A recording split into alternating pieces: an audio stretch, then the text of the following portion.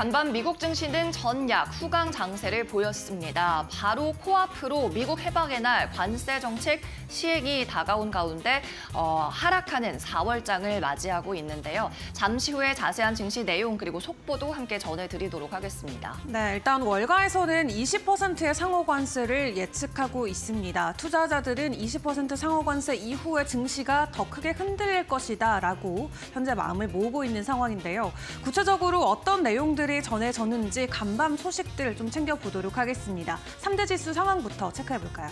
네, 오늘은 3대 지수 상황 체크하기 전에 먼저 조금 전에 들어온 속보부터 좀 전해드리려고 합니다. 미국 증시 장 마감한 이후에 미국 정부에서 국가별 무역평가 보고서라는 것을 공개했습니다. 미국이 수출입을 하고 있는 관계 국가들에 대해서 무역 장벽을 세우고 있는 부분을 분석한 보고서였는데요. 즉 미국이 다른 나라 교역국의 산업에 침투하기 위한 어떤 규제나 법제 같은 것들을 주로 다루고 있었습니다.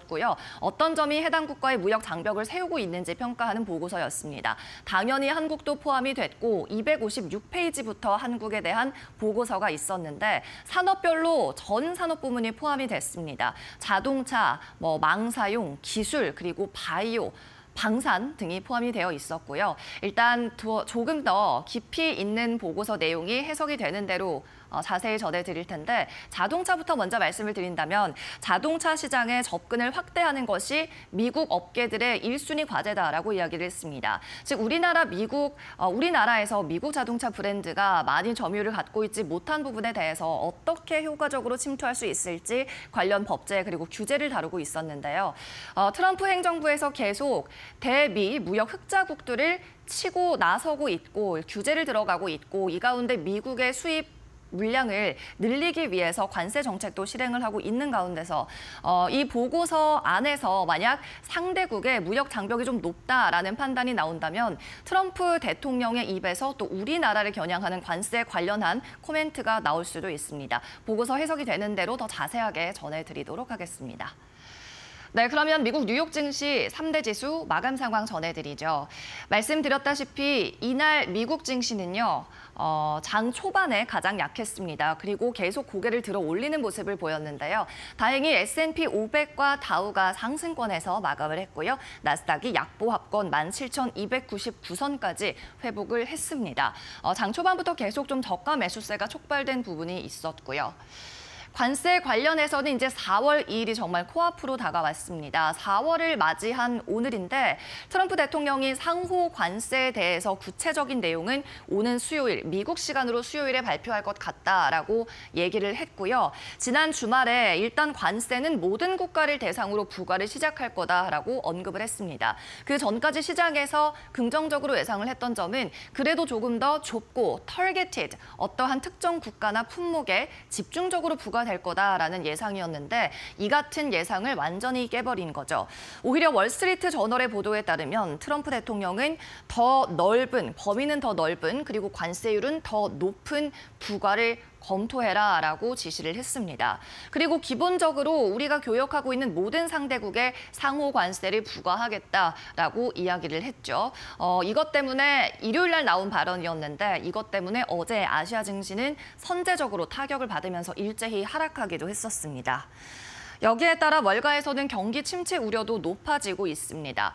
먼저 CNBC가 경제학자 14명을 대상으로 분석한 이 설문 결과 내용에 따르면요. 미국의 1분기 GDP가 0.3% 성장에 불과했을 것으로 추정을 하고 있었습니다. 경제학자들이요.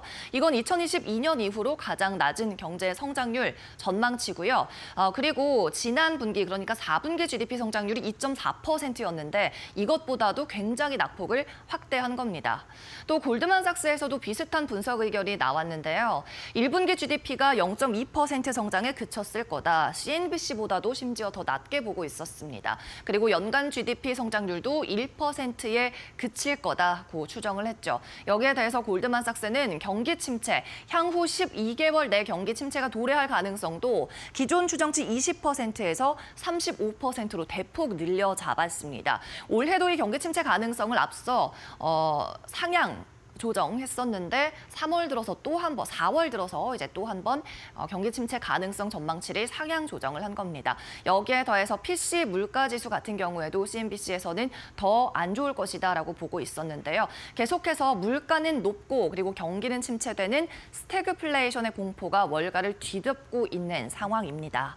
오늘 빅테크 주식 가운데 가장 그래도 상승세가 좋았던 것은 애플이고요. 2%가량 올랐습니다. 그러나 다른 M7 빅테크들은 일제히 하락 마감하거나 이렇다 할 퍼포먼스를 보이지 못했는데 S&P 500 맵 통해서 확인해 보겠습니다. 섹터별 흐름 보시죠.